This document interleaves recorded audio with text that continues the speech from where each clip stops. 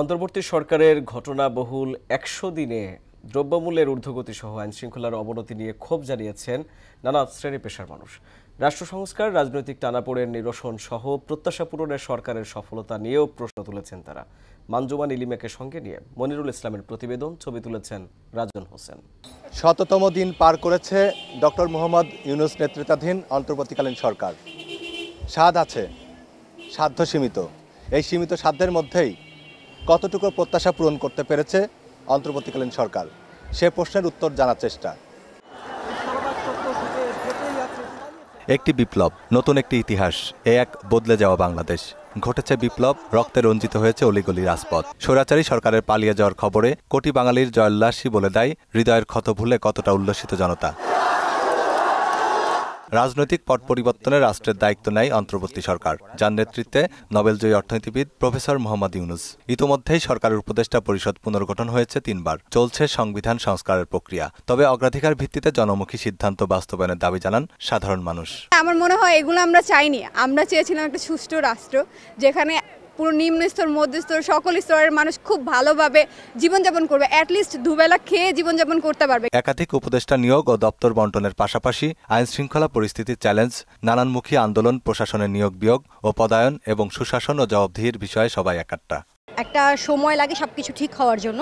তো অন্তর্বর্তীকালীন সরকারের কাছ থেকে আসলে আমরা যতটা আশা করছি, সেই আশা অনুরূপ ফল এখন পর্যন্ত আমরা পাচ্ছি না। শতদিনও দ্রব্যমূল্যের লাগাম টানা যায়নি। কেবল এ সময় গ্রেপ্তার হয়েছেন সাবেক সরকারের মন্ত্রী, এমপি ও নেতাকর্মীরা। জঙ্গি সংগঠন আখ্যা দিয়ে নিষিদ্ধ করা হয়েছে ছাত্রলীগকে।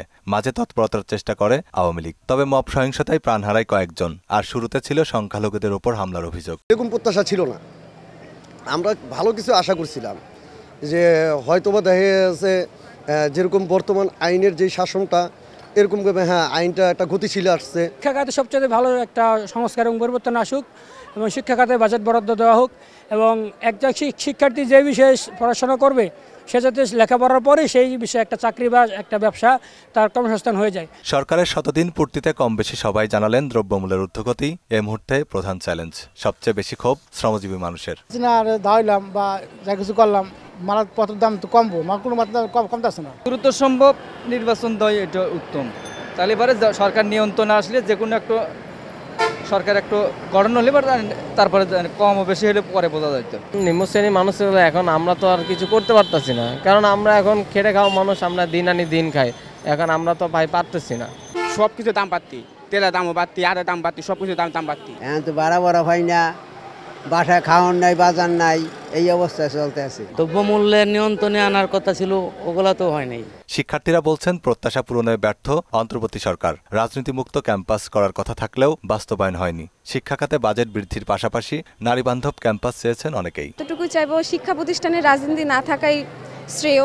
যতদিন না পর্যন্ত তারা পুরোপুরিভাবে সফল হচ্ছে, আমার মনে হয় তাদের ক্ষমতায় থাকা উচিত। অন্তর্বর্তীকালীন সরকার, ওনারা তো সারা জীবনের জন্য থাকতে যাচ্ছে এমন না। ওনারা একটা সুষ্ঠু নির্বাচন দেবে, তারপর তারা চলে যাবে। তারা তো এখানে স্থায়ী না। তাদের এটা একটা সুষ্ঠু নির্বাচন দেওয়ারে তাদের সর্বোচ্চ সফলতা হবে। সন্ত্রাস মুক্ত, দুর্নীতি মুক্ত করতে গেলে অবশ্যই তাদের একটা পেরেশানির ব্যাপার আছে। সেই জায়গা থেকে এই সময়টাও খুব কম বলে আমি মনে করি। ছাত্র রাজনীতিতে কলেজ ক্যাম্পাসে না থাকলে এটাই আমরা খুশি হব। তবে অর্থনীতির উন্নয়ন সহ মেগা প্রকল্পের স্বচ্ছতা নিশ্চিতে সরকারের তৎপরতায় সন্তুষ্টি জানিয়েছেন সবাই।